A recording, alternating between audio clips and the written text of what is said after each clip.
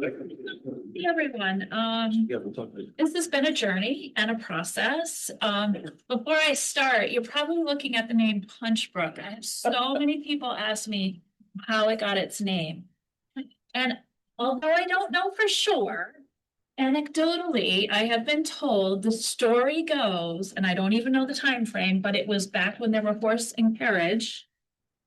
There was a carriage traveling up the main traveled road. In this case, it would be State Route 82.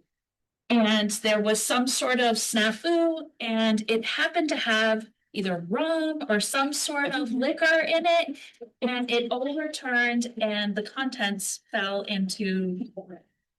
So they started calling it the Punch Brook after that. I cannot attest to the validity of this. This is just hearsay within the town, but it that's all I know, and that's what I'm sticking to.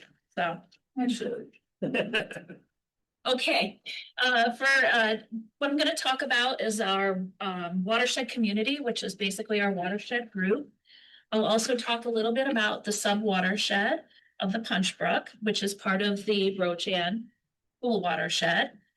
Why did we choose to characterize this little sub-watershed?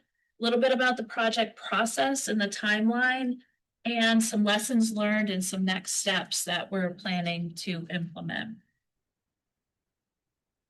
Okay, so the Rojan watershed community began in 2016, basically as a community-led monitoring project.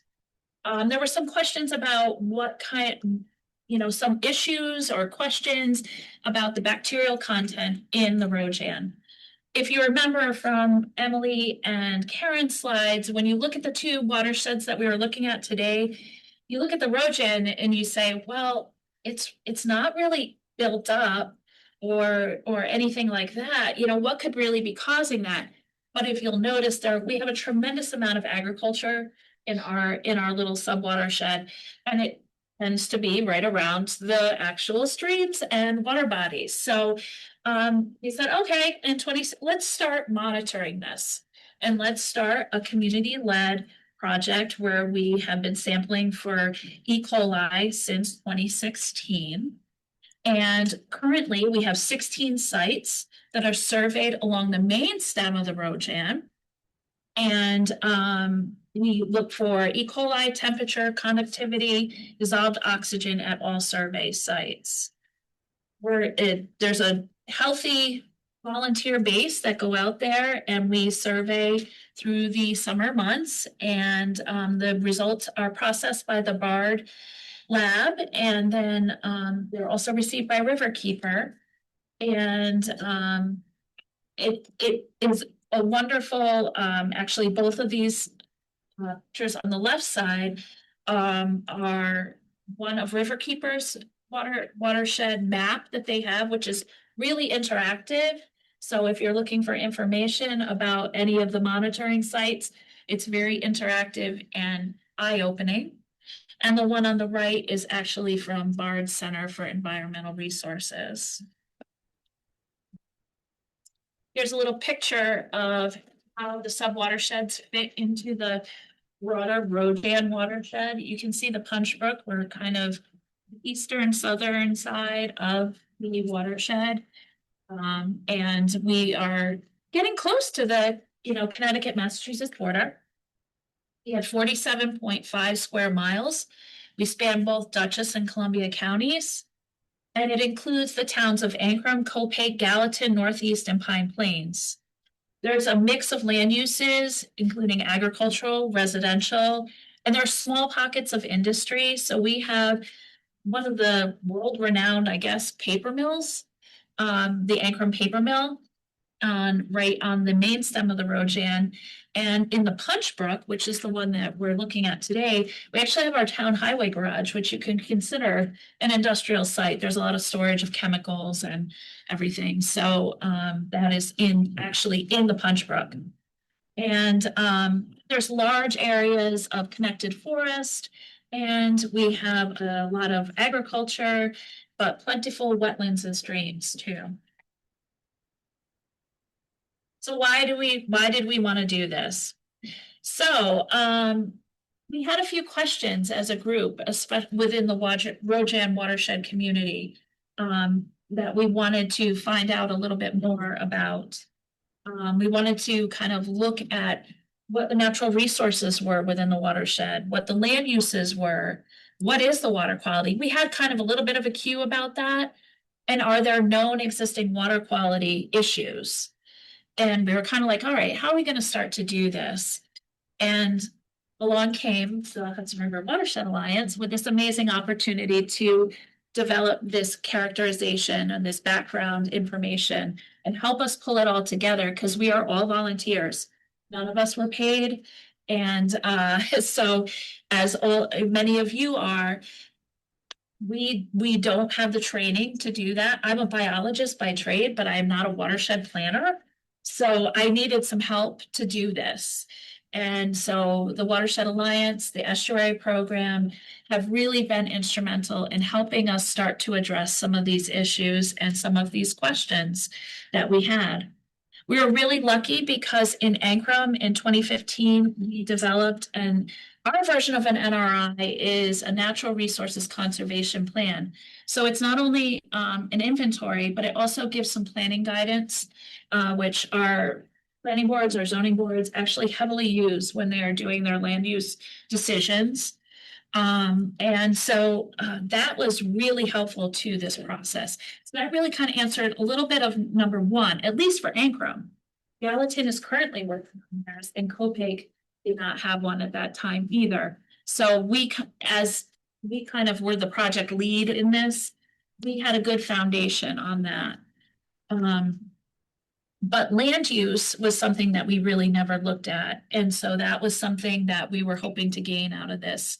Water quality, the Rojan Watershed Alliance has been monitoring water quality within the main stem since 2016. And so we did have kind of an idea of where our water quality was.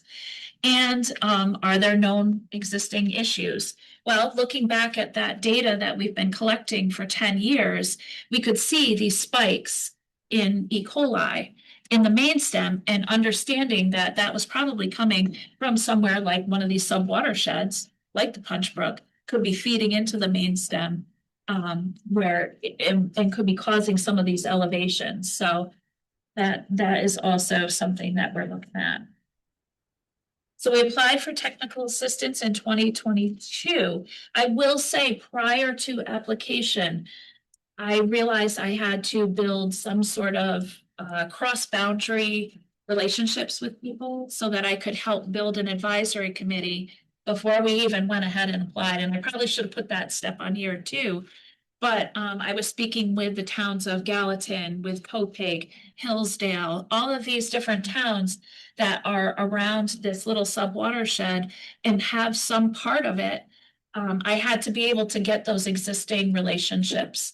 And so I would say that was really important to do ahead of time. And I also was building relationships with the Estuary Program and the Watershed Alliance and had been working on that for years, probably before we even decided to do this.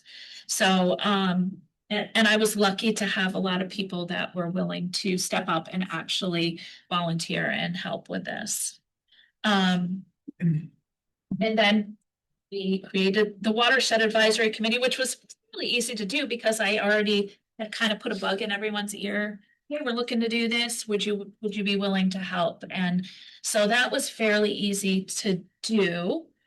And then there was all of the priorities. And I would say most of us had some of the same priorities, actually mostly all of the same priorities for what this was going to be, that we were going to gather this data, get this background information, and start that focus. And after that, while working with Emily and Karen and everyone, we were able to kind of get all of our priorities together. You know, water quality was one, land use, understanding our land use was another, and kind of get all that information into this report. But the biggest part of this is how we share this with our community. So a report does no good if it sits on a shelf, right? And so we were able to have a nice kickoff meeting, and it was well attended by our community, and really kind of hammering home the fact that this is a tool that you can use when you're looking at land use decisions that you're going to make. I don't know if Emily said this, but I'm now the town supervisor of Ancram. So that helps. Yeah. Not a politician. I think that's really important because you have to have buy-in at that level too. You may not need to go into the weeds about what water, water quality and water chemistry and stuff like that, but you need to be able to provide a reason why it's important to do this. So, I still struggle with that every day, but anyway, so, that was a really good first step. And now I'm working on how to build this into trainings that are regularly occurring in our planning boards, our zoning boards, our zoning revisions committees, anyone that's trying to know that this resource is out there. So I'm, currently building a training program which includes this. So hopefully that will be helpful to them. Lessons learned.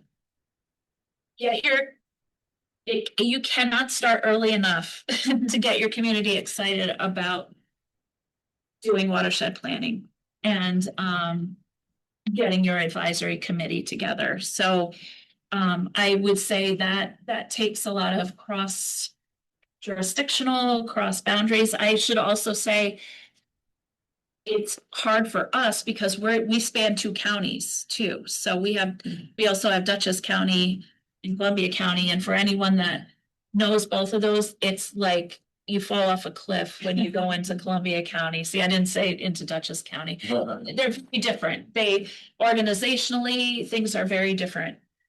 So that's something I guess I would say would be a lessons learned, is understand that there are different ways of organizing, and you have to kind of figure out a way to get through that.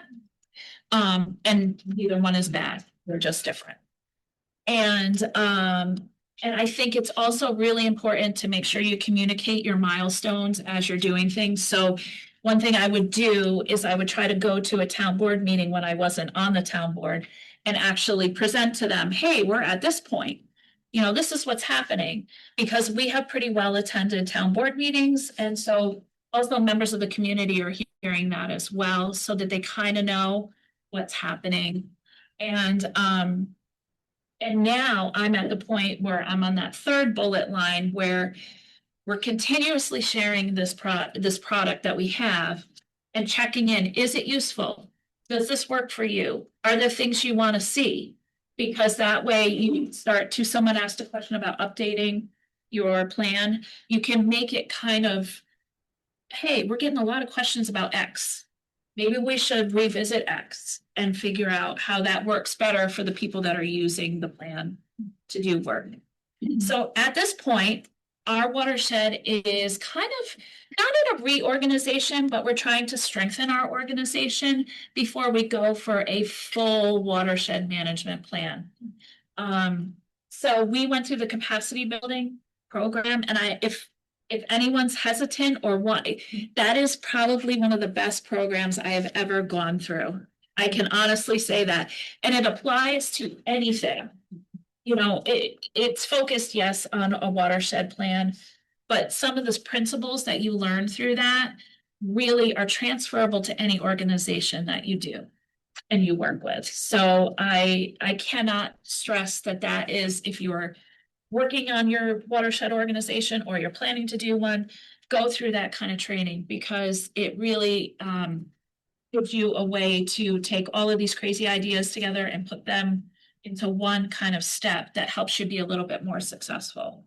So yeah, so we're at the steps of building, making sure you walk before you run, and then actually leap into doing a full watershed management plan. That's our next step. So I can't thank my team. As you can see on the right is huge. If there's questions or you want to contact me, I am always contactable and happy to answer questions. That's it for me.